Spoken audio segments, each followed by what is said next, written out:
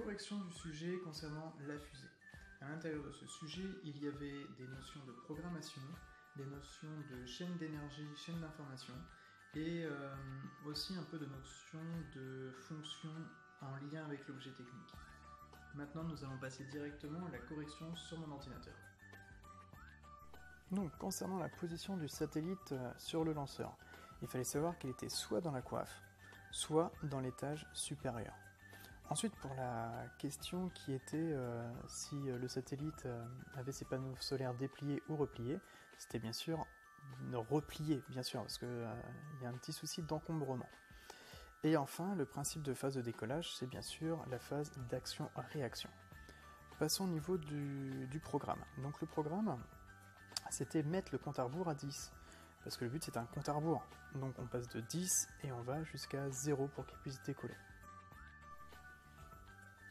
La question numéro 2, donc il fallait aussi aider les informaticiens qui avaient écrit 3 programmes différents.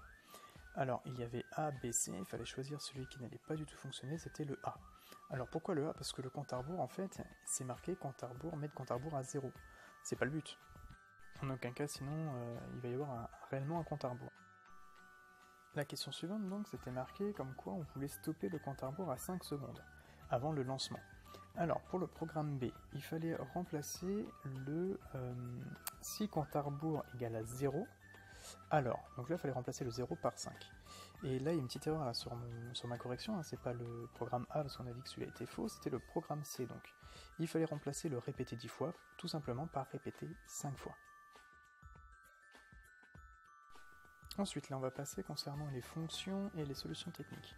Alors déjà, un rappel, les fonctions, c'est un verbe à l'infinitif. Sur votre sujet, en tout, il y avait 3 verbes à l'infinitif. Permettre, transmettre et alimenter. Donc dans tous les cas, il n'y avait pas d'autre choix pour les 2 premières cases concernant les fonctions. La fonction principale, ici, c'est bien de permettre à un grand nombre de personnes de recevoir des chaînes de télévision. D'accord ?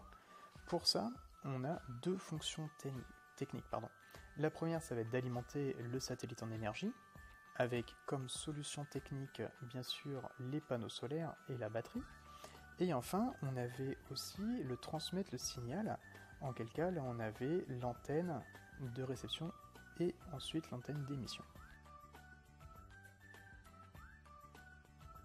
Maintenant, on va s'occuper de la conversion d'énergie. Alors, ce qu'il fallait regarder, c'était directement les solutions techniques. Par exemple, le panneau solaire. Forcément, on a de l'énergie lumineuse qui va être transformée en énergie électrique.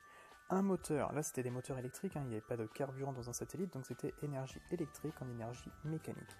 Et enfin, pour les batteries, donc c'est l'énergie électrique qui se transforme en énergie électrique. Maintenant, concernant la chaîne d'information, il fallait remettre dans l'ordre. Donc l'ordre c'était orienter, donc bien sûr, la bonne position au niveau des moteurs. Ensuite, c'était acquérir avec l'antenne de réception et distribuer. Et enfin, les moteurs de position permettent au satellite de décoller sur la Terre. Bien sûr que non, en fait, ils servent tout simplement à orienter la parabole pour capter le signal.